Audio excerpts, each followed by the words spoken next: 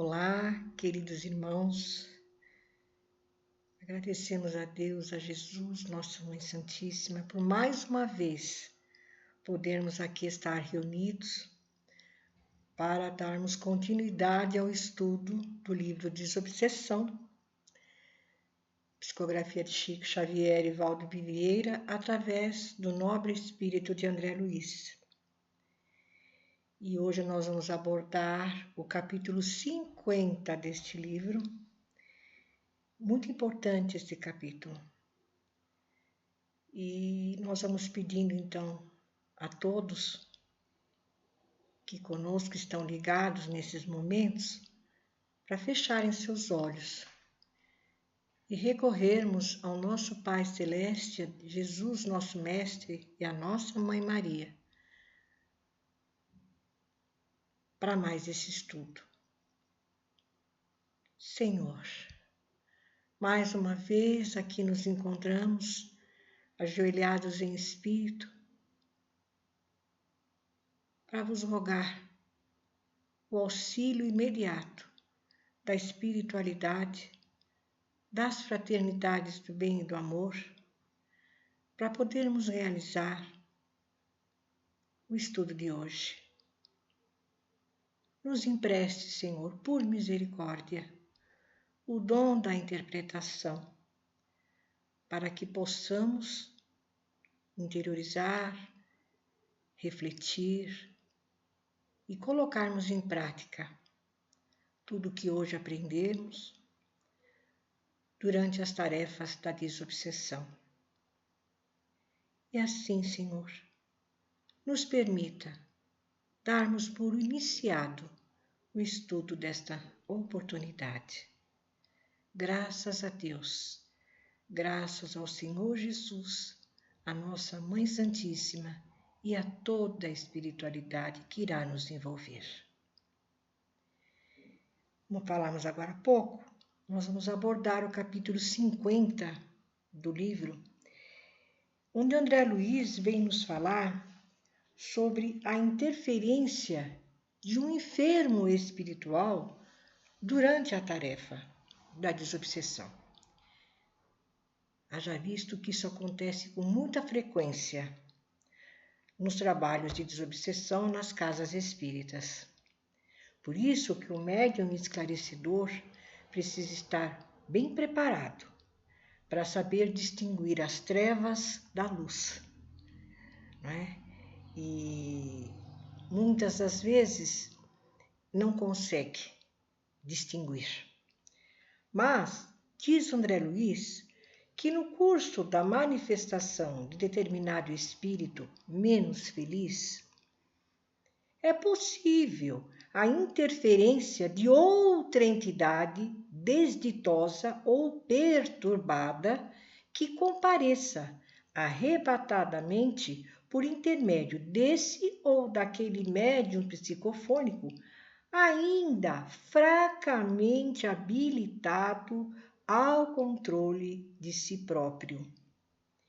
Em alguns lances da desobsessão, o espírito que interfere chega mesmo a provocar elementos outros do conjunto, citando-os de forma nominal, para que se estabeleçam conversações marginais, sem nenhum interesse para o esclarecimento. O dirigente tomará providências imediatas para que se evite desarmonia ou tumulto, designando sem delonga o assessor que se incumbirá da necessária solução ao problema, a fim de que a interferência não degenere em perturbação, comprometendo a ordem e a segurança do esforço geral.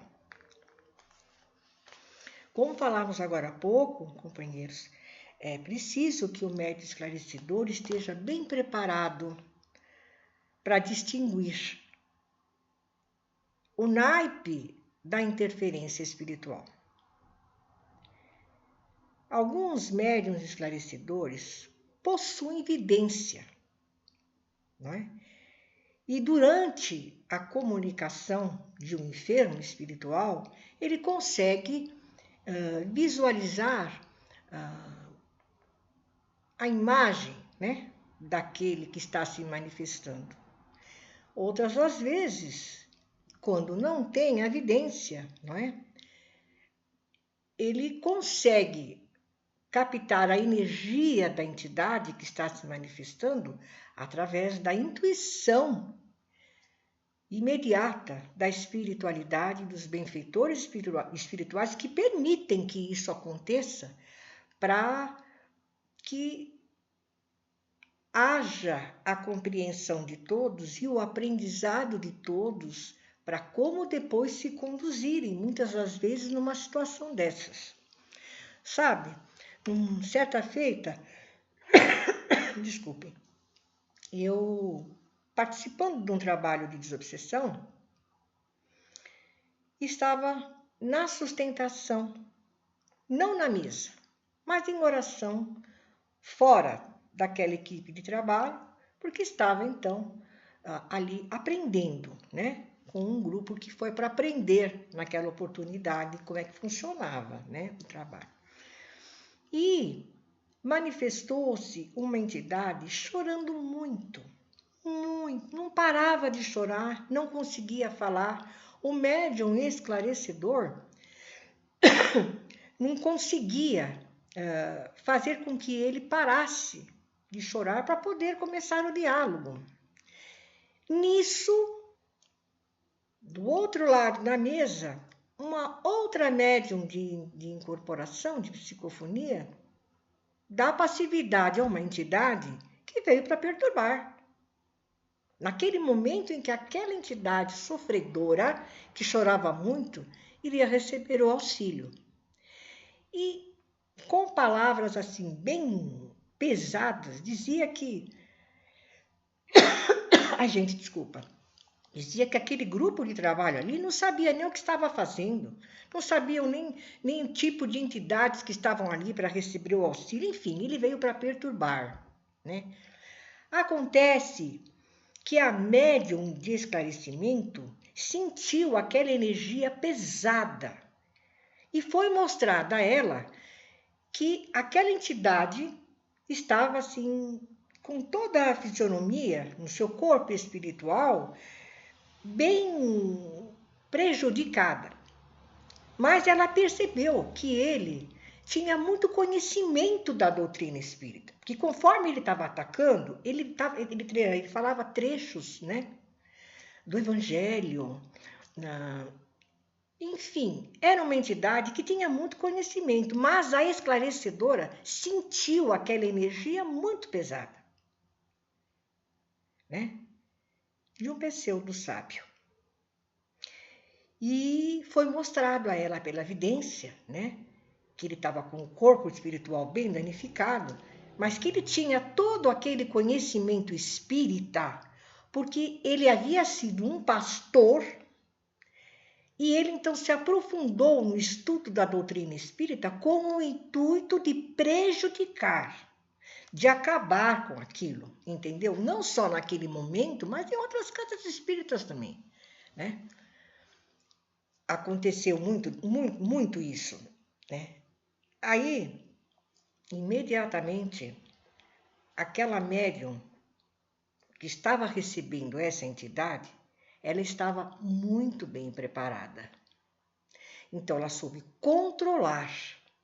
Só que a esclarecedora, vendo o quadro, sentindo a energia, começou então a conversar com essa entidade, embora aquela outra sofredora estivesse com outra médium, né?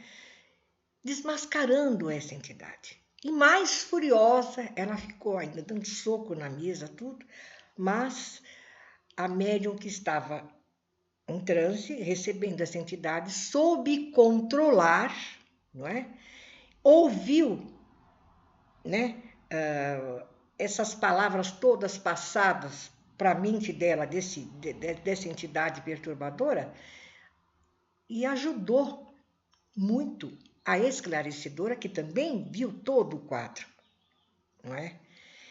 E aí essa entidade foi encaminhada e aquela outra sofredora também foi encaminhada para posteriormente, então, serem trazidas novamente e com certeza foram trazidos, né, em outras oportunidades para que outros esclarecedores ou até a mesma, né, pudessem então auxiliar com todo carinho, com todo amor, que estão equivocados, né? Então isso acontece muito, gente. O problema é que infelizmente, né, alguns médiuns não estão preparados, né, tanto para esclarecer como para dar passividade a determinadas entidades, né? E não conseguem sentir a energia, né? Não conseguem controlar também a manifestação perturbadora, né? Então isso acontece bastante, mas se o médium esclarecedor não consegue identificar o naipe daquela entidade, então ele não serve para fazer o esclarecimento, infelizmente. Porque se ele não consegue visualizar o quadro, sentir a energia, ou captar a intuição que os benfeitores estão enviando a ele, o próprio mentor dele, né, fica difícil de auxiliar e de manter a ordem, né? Acontece que nesses casos os dirigentes do trabalho, eles imediatamente percebem, não é, que está sendo difícil controlar, porque é um médium de psicofonia que ainda não está muito bem preparado para controlar o seu corpo físico, sua mente, não é? E também o esclarecedor. Então ele indica um outro que venha continuar o esclarecimento, né? Se não consegue identificar, ou ele mesmo faz o esclarecimento encaminhando a entidade, porque a gente sabe que essas entidades perturbadoras não são auxiliadas de imediato. Precisa te vir várias vezes, né, para que ela consiga, então, ter as lágrimas do perdão e do arrependimento. Então, o médium esclarecedor, não somente ele precisa ter uma bagagem de estudo em seu arquivo, no seu subconsciente, ele precisa sentir a energia, percebe? Precisa diferenciar, às vezes é um suicida que se manifesta, às vezes é um sofredor que desencarnou através de um problema físico, às vezes é um andarilho.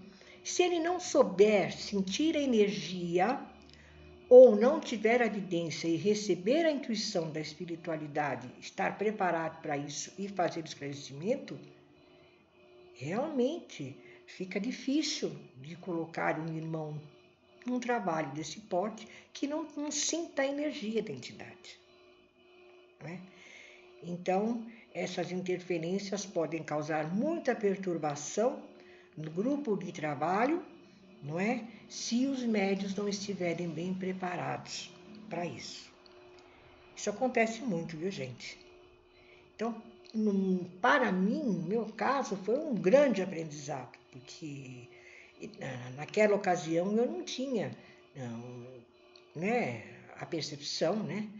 Eu sentia que tinha alguma coisa, né, ali ruim que eu sentia, né? Mas não era comigo que estava se manifestando a entidade, né? Então, por isso que perturba todo o local de trabalho, todo o grupo de trabalho, todos aqueles que também estão ali, fora da mesa de trabalho, né? Então, que isso fique guardado na nossa mente, não é? E principalmente para os esclarecedores, sentirem a energia da entidade que está se manifestando. Porque se ele não conseguir, ele tem que ter a humildade de dar vez para outro trabalhador e ficar esperando uma nova oportunidade de aprendizado. Percebem? Então é um trabalho muito sério, e que realmente precisamos estar bem preparados para fazermos parte de uma equipe de trabalho desse naipe de trabalho que é a desobsessão. Então, que fique essa dica para os esclarecedores, também para os médiuns de psicofonia e para nós outros, é claro, em primeiro lugar, não é? Porque as lições que a gente estuda e as comunicações que vêm sempre é primeiro para a gente, aquele aprendizado, depois para os outros, né? Então, que isso fique guardado na mente de todos, né? No subconsciente de todos, para que percebam o comprometimento que precisa se ter, a responsabilidade que precisa se ter, né? E a seriedade de um trabalho do POD, da desobsessão. Então, nós vamos encerrando, agradecendo muito, muito mesmo, de coração, a todos aqueles que nos ouviram, que possam fazer seus comentários, né? Experiências que tiveram também de trabalho nesse sentido, para que isso possa vir nos somar em conhecimento, não é? E em aprendizado, não é? Então, que Deus abençoe a todos os lares que hoje aqui se fizeram representados e nós temos a certeza do que o que aqui aprendemos hoje não ficará em vão. Graças a Deus, graças a Jesus, graças à Mãe Santíssima, gratidão ao nobre espírito de André Luiz e da grande servidora do Cristo, Maria da Cruz. E até uma próxima oportunidade, se o Senhor assim nos permitir.